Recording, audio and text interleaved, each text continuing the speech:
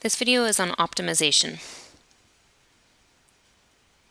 Okay, what is optimization anyways? Well, optimization is finding the largest or smallest value that a function can have to reach some outcome that we're interested in.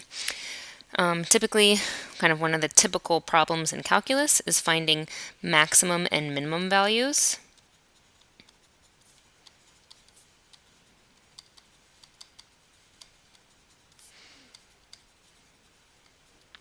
Of functions in real-world applications. The first thing I want you to do is read the question carefully. Maybe that involves reading the question more than once. The second thing I want you to do is restate what you are trying to find. Sometimes we'll read a problem and we're still not sure what we're trying to do. So try to reword what the ultimate goal is.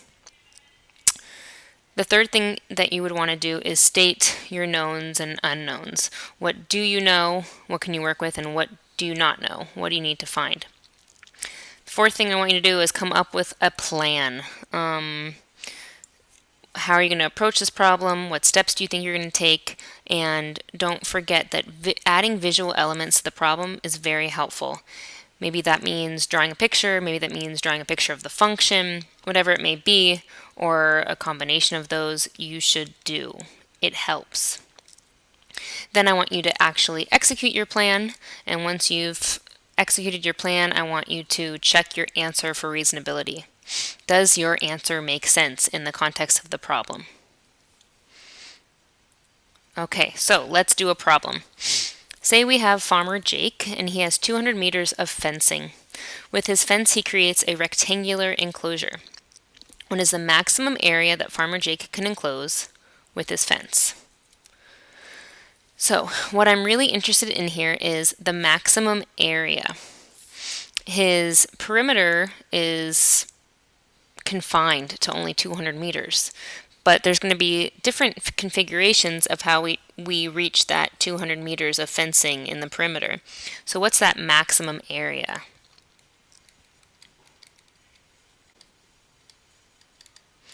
Okay, so what do I know? I know that the perimeter is 200 meters. I know that it's a rectangle. I don't know the length. I don't know the width. Let's see. I'm trying to find the area, or the max area, I should say. There's a lot of things I don't know. But I think what I need to do to solve this problem is maybe start with a visual and see if that helps me figure out what I'm going to do. So if I had a rectangular enclosure and I have a width and a length, if I add all those up together, you know, there's 2 widths and 2 lengths. If I add those together, I get my 200 meters. So that's an expression for my perimeter. Now I think that I could find a way to find the area of this rectangle in terms of one of these variables, and I'll show you how to do that. It's a little kind of maybe overwhelming at first, but once you get used to that idea, I think you'll be okay. So I think I can find an equation for my area of this in terms of one of the variables, and from that I can use calculus to find the maximum area. Okay, so again, I do an equation to show the perimeter. 2 lengths plus 2 widths equals 200. Okay, now if I manipulate this equation to solve for the length, I could subtract 2w and get 200 minus 2w, divide by 2 and get the length is 100 minus w. So instead of calling the length of this area the length, I could call it 100 minus w. So I would have each dimension of this rectangular enclosure in terms of w, which is great. I've just eliminated one of the variables. So if I wanted to find the area of that enclosure, well, area of a rectangle is length times width, which in this case is 100 minus w times w. Let me use function notation. Area A of w, or area in terms of w. If I distribute that w, I'd get 100 w minus w squared. I hope you're following me here. So this is a function for the area in terms of just width. I was able to get that dimensions of that rectangular enclosure because I had an equation for the perimeter and I just solved for L so that everything is in terms of the width. Okay, so if I have the area in terms of W, well, thinking about what this looks like graphically, this is a sad face parabola. So it looks like this, right?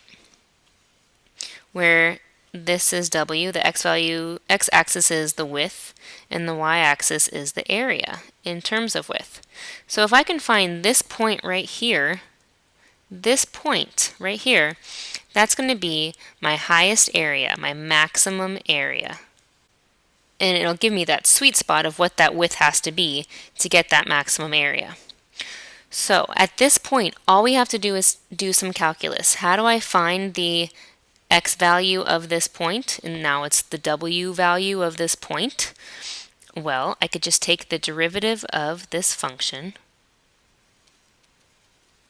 using the power rule. And the tangent line at this point has a slope of 0. So I can plug in 0 for the derivative and solve for w. Subtract 100, divide by negative 2, w equals 50. So this width is 50. Well, what's the area? To find the y value of this point, I plug it into the original function right here. So I'll do this up here, a little crammed for space here, plugging in 50 into the original function. I get, what is this? 5,000 minus 2,500, which is the maximum area is 2,500 square meters.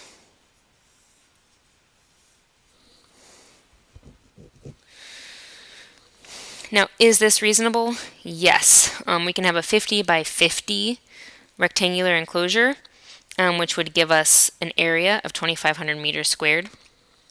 I think that's completely reasonable. If I had something like, 1,000 square meters, I would know something was up because the perimeter of it has to be 200, so something would have been strange. But this makes total sense to me. I think it's very reasonable.